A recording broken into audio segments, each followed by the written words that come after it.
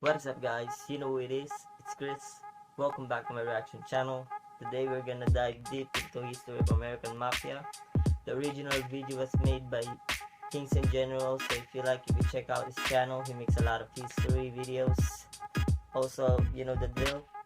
Like the video, subscribe to my channel, hit the bell button for post notifications. Also, if you have any suggestions, you can comment down below. Make sure you check out my playlist. With that being said, let's get into the intro.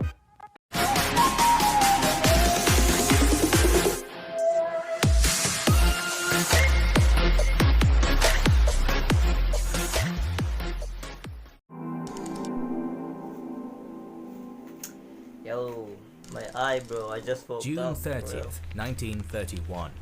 A portly man sits before the defendant's stand in the Chicago Federal Courthouse, nervously wiping his brow with a white handkerchief. An employee of the Internal Revenue Service rises to the witness stand and begins to drone on about missing tax returns and unreported income.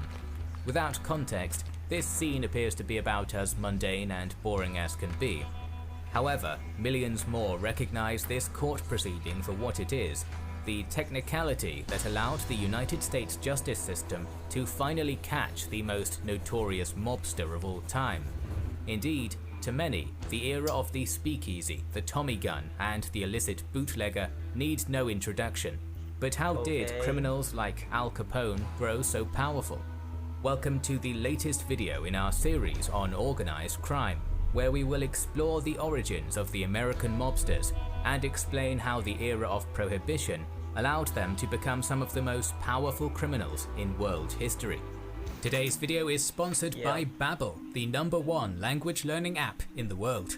For a historical channel, knowing the language of the sources used in the videos is extremely helpful, and as we've worked on this series on Russian history, we decided that we needed a refresher to be able to read the works of the Russian authors. As it is impossible to work with a tutor right now, we decided to try Babbel, and that was a great experience. Я учу русский язык. Unlike other language learning apps, Babbel is ad-free and it prepares you for real life. With Babbel, you can count on learning from people who have actual experience teaching languages. Studies have shown that just 15 hours of learning with Babbel is an equivalent of a semester in college. Babbel has well-structured courses teaching 13 languages, and they're great if you want to learn a new language or are looking for self-improvement. So what are you waiting for? Support us and click the link in the description below right now to get 50% off Babbel for 6 months for a limited time only. Our story begins in the late 19th century, the beginning of a massive wave of immigration to the United States. As war, poverty, oppression and famine rocked their homelands, millions of Irish, Southern Italians and Eastern European Jews crossed the Atlantic in search of new opportunities. In 1892, the iconic Federal Processing Station on Ellis Island opened its doors, but as thousands of migrants passed through its crowded lines each day, they soon found that the United States was not quite the dreamland they hoped it to be. Nativist sentiment was strong amongst the upper crust of American society, and many movements sprung up as a result. These cultural conservatives claimed that the United States was founded upon the principles of an Anglo-Saxon Protestant society and had no place for the Jews or the Catholics. Consequently, new migrants were often denied respectable jobs, forced to perform menial labor while being crammed into slums like the infamous 5 Points in New York, where poor families were stuffed into homes built atop landfills amidst tanneries and glue factories. Most immigrants made the most of the hand dealt to them and worked hard to provide for their families. Others turned to more insidious means to make ends meet. The story of organized crime in America begins as early as the 1830s, with the rise of a handful of predominantly Irish gangs in the slums of New York. The most prominent of these gangs was known as the Dead Rabbits. Based out of the poverty-stricken 5 Point, they arose as a defiant movement against class oppression imposed on poor Irishmen. Consequently, their main rival, the Bowery Boys gang, was a xenophobic posse of Protestant American-born nativists, led by Bill the Butcher Poole. The gangs fought street battles with knives, hatchets, spiked clubs, brass knuckles, tomahawks, and muskets, and their conflict became an inspiration for Herbert Asbury's 1927 non-fiction book, The Gangs of New York, and its movie adaptation by Martin Scorsese. The most prominent leader of the Dead Rabbits was John Old Smoke Morrissey, a professional boxer who had made his fortune in prize fights, even becoming the Champion of America in 1853.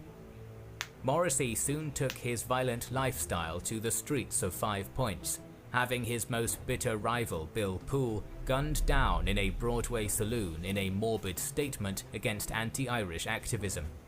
In the following years, Morrissey became the king of New York's gambling scene, owning racetracks and clubs that attracted such prestigious guests as Mark Twain, John D. Rockefeller, and Ulysses S. Grant. Rockefeller, I know Morrissey him. was John soon so influential that with the help of the Democratic Party political organization known as Tammany Hall, he was elected into the United States Congress in 1867, where he always looked out for the Irish, using strong-arm tactics to accomplish his goals.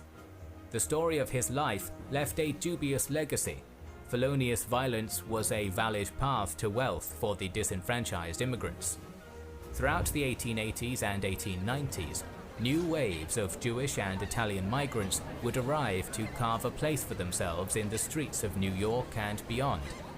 Out of Manhattan's Lower East End, a charismatic thug named Monk Eastman knit together an insidious order made up predominantly of young Jews from Brooklyn. I don't know all the names His that organization he's saying, became bro. known as the I Eastman have no Gang, idea. and he became a local kingpin in gambling, prostitution, opium dealing, and violent extortion. Eastman's main rival was...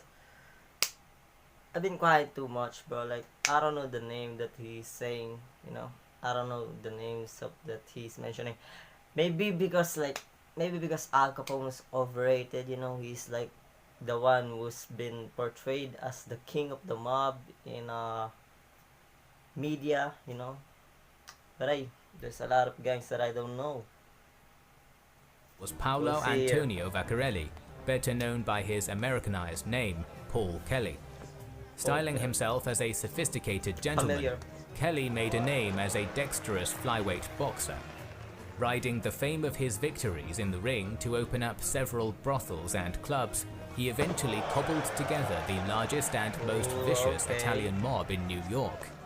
By 1901, Kelly and Eastman's cronies were locked in a bloody turf war in the Lower East Side. Consequently, the two gangs were also in the pocket of Tammany Hall, who used the violent mobsters to further their political goals in the New York State Legislature through bribery, extortion, and voter fraud.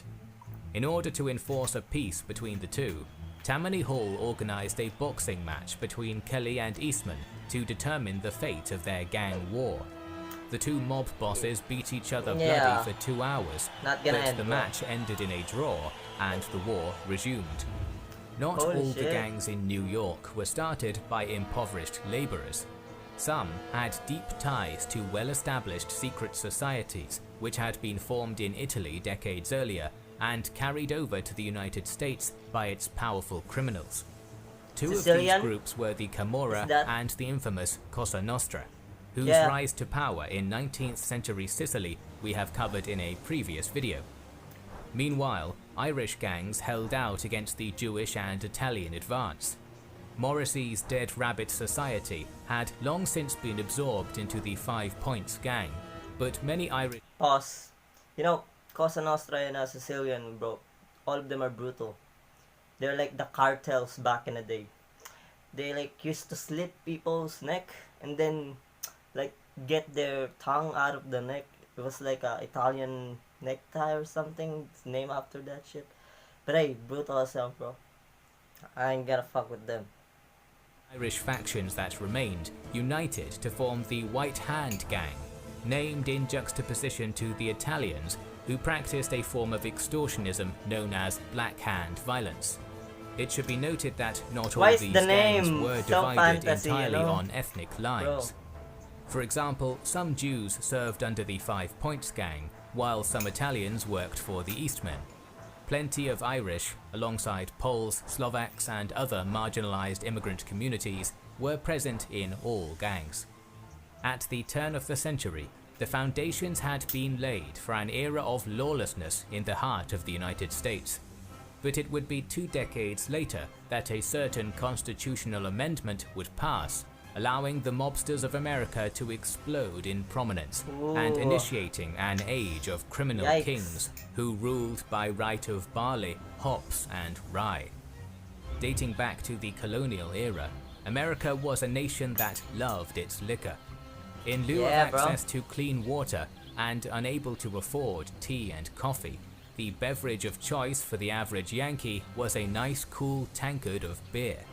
However, it was also a nation founded by Puritans, so its society had civil watchdogs who decried the effects of the alcohol, namely the rise of domestic abuse and substance addiction, and a dive in the physical and mental health of the average working man.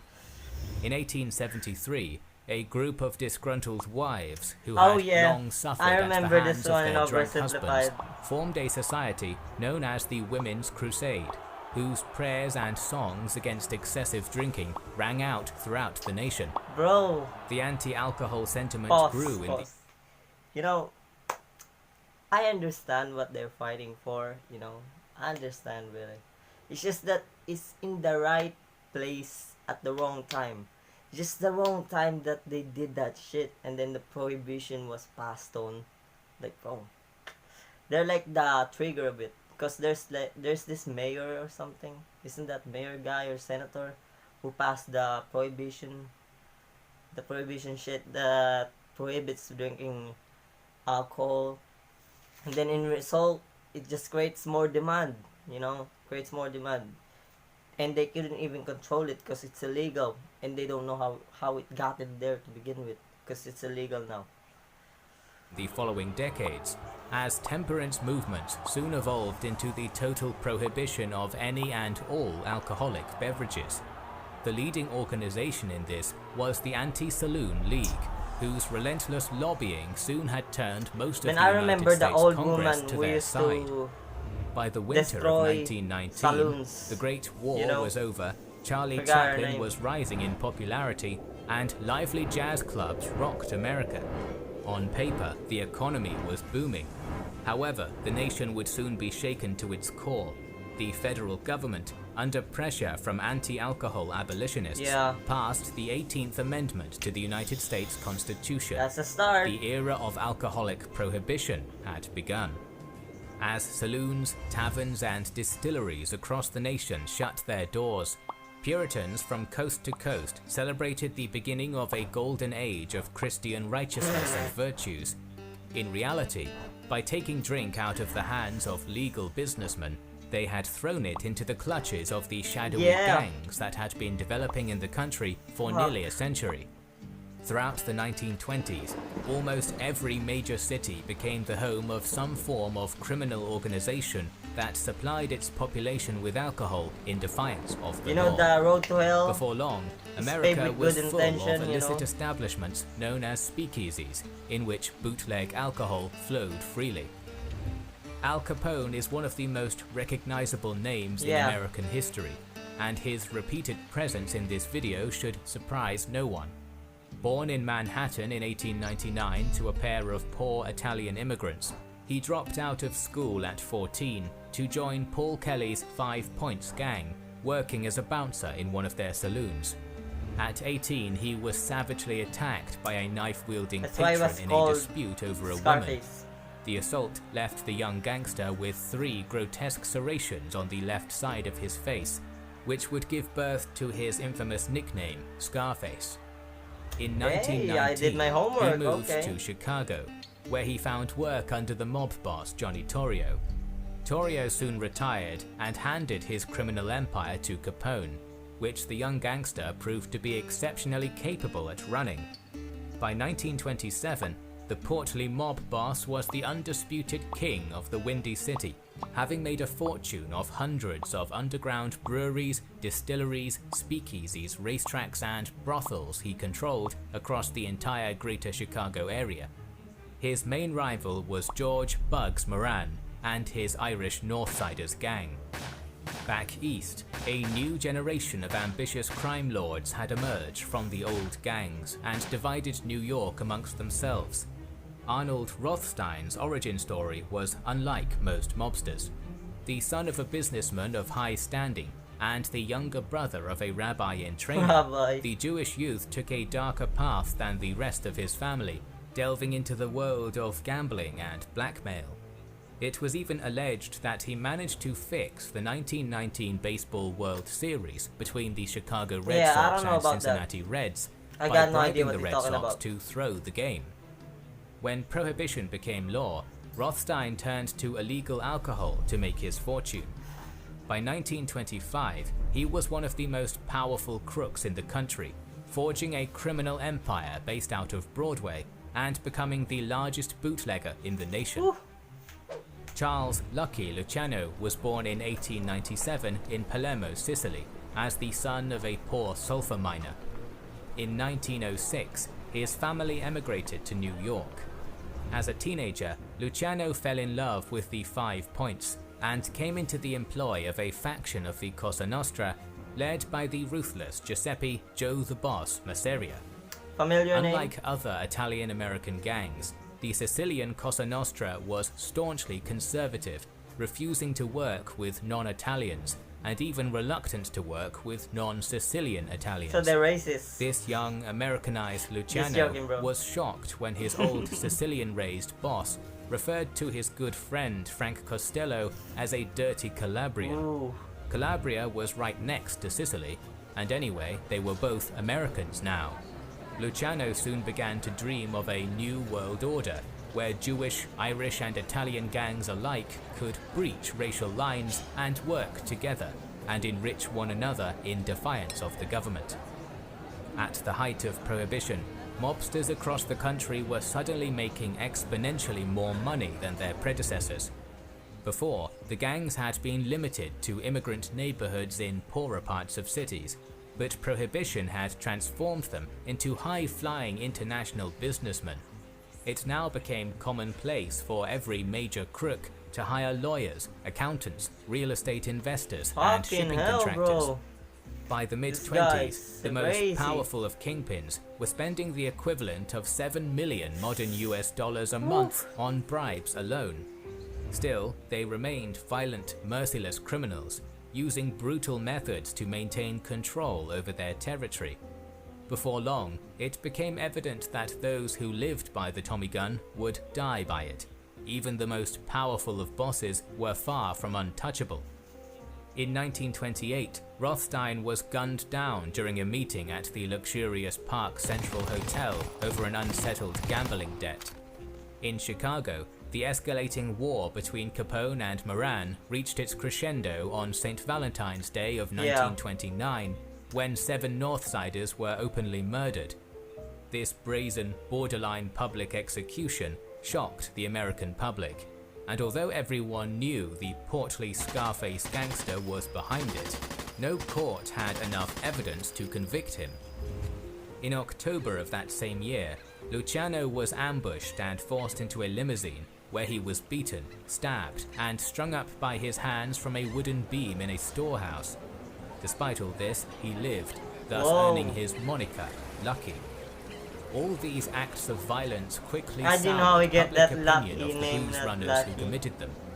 No longer were the likes of Capone seen as righteous Robin Hoods, supplying the people with alcohol in defiance of an unjust law.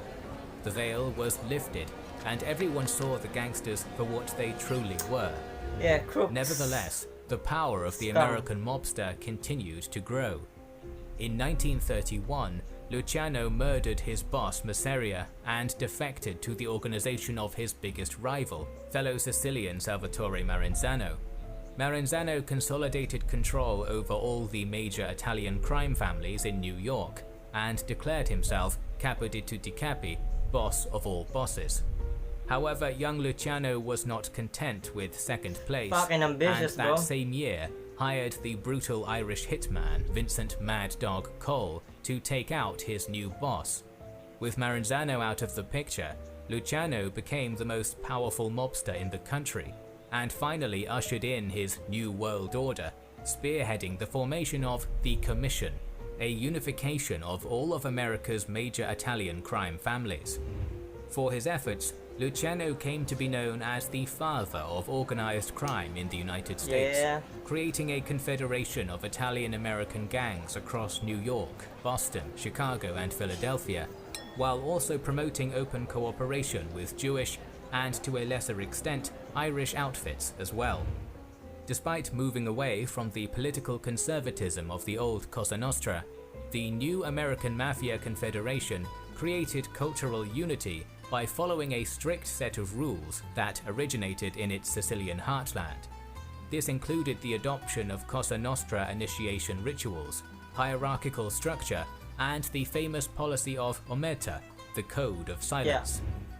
In Cosa Nostra means our thing, right? Al Capone was finally caught and jailed on charges of tax evasion. However, his arrest was almost inconsequential in the overall struggle against organized crime. By now, the Mafia had tendrils in every level of American society, and Capone was just one drop in an ocean. By the beginning of the 1930s, Prohibition was rapidly losing support in Congress and amongst the media, and it became evident that all it had done was usher in an age of corruption that the law was helpless to combat. Like I said before, in 1933, the 18th Amendment was finally repealed, and alcohol finally became legal once more. However, the criminal empires that Prohibition had enabled continued to grow in the decades that followed, diversifying their focus into illegal gambling, loan sharking, drug trafficking, and puppeteering labor unions. Some of these gangs are still active today, and while Prohibition has been over for nearly a century, it is clear that organized crime in America is here to stay. Our series on the history of criminal syndicates will continue, so make sure you are subscribed to our channel and have pressed the bell button. We would like to express our gratitude. Yo, I need some haircut, bro. Fucking hell. Right. You know, the movement, the Prohibition movement, you know, that woman's, whatever the fuck it is, it only caused more trouble. Don't get me wrong. What they're fighting for was good, but look, the time was wrong, you know, the timing was wrong. It's just like, it's in the infant stage of criminal organization rising up, and then they suddenly came in and banned this product, which create more demands, and then that product was used by the criminal organizations to rise above, which is like, bro, so dumb. You know, they didn't even think the repercussion of what they're doing. But also, I learned a lot of new names, you know, in the Mafia. Most of the people that Kings in general mentioned, I didn't know them at all. I only know Lucky Luciano, I only know the Al Capone, the other guy from the Dead Rabbit. Yeah. Right. You know the drill. Like the video, subscribe to my channel, hit the bell button for post notifications. Also, comment down below if you have any suggestions. If you like my reactions, make sure to check my playlist. Yeah.